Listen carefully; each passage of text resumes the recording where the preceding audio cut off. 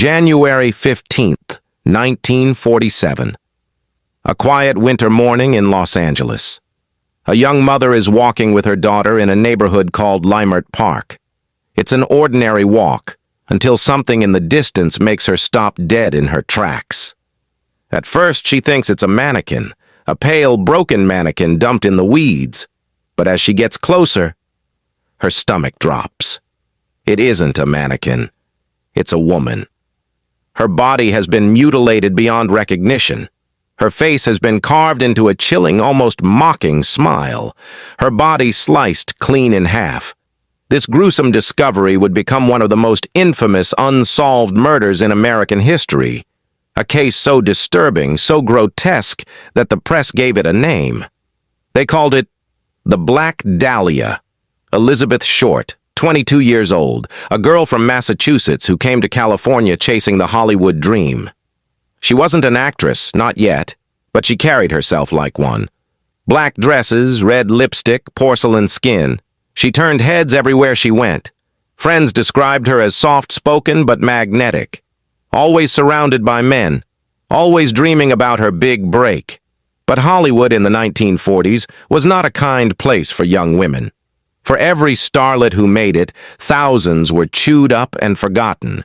Elizabeth was struggling, bouncing between cheap apartments, relying on friends, sometimes dating older men for support. Still, she clung to the dream.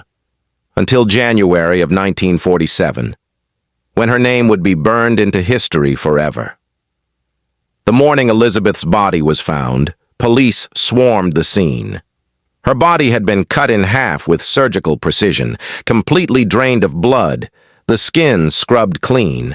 No blood at the crime scene, meaning she had been killed elsewhere and placed there like a grotesque display.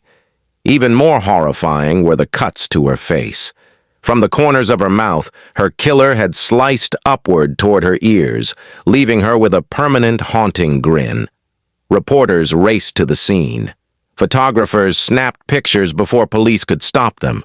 Within hours, the news hit the front page. But the press didn't just cover the murder, they sensationalized it.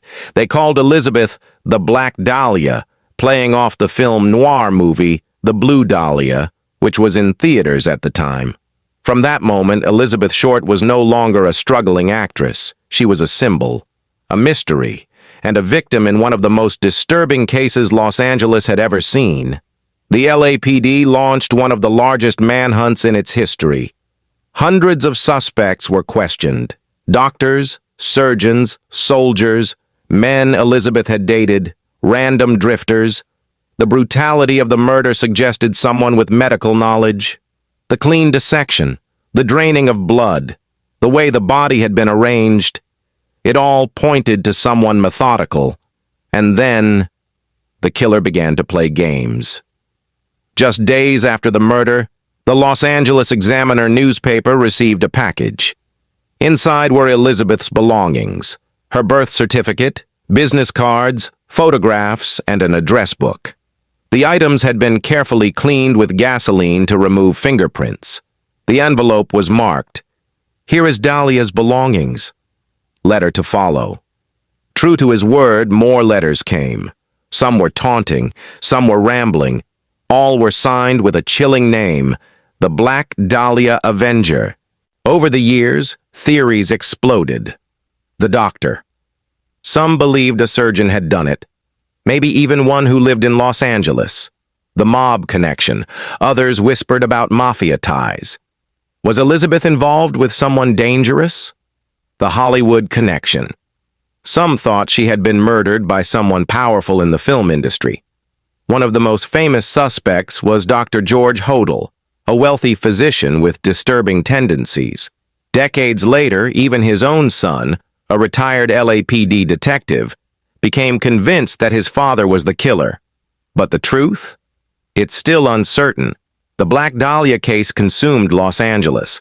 For weeks, the newspapers splashed Elizabeth's face across their pages. Rumors flew.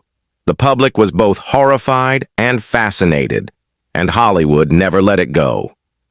The case inspired countless movies, books, and shows.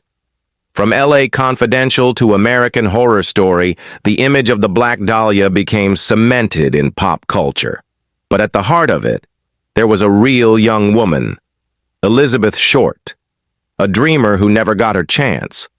More than 75 years later, the murder of Elizabeth Short remains unsolved. Her killer was never caught. The city of Los Angeles has grown, evolved, and transformed. But in the shadows, the Black Dahlia's story lingers, a reminder that beneath the glamour of Hollywood lies something darker, something sinister, and perhaps something that may never be revealed. Elizabeth Short's murder shocked America. A young woman brutalized and left on display like a trophy.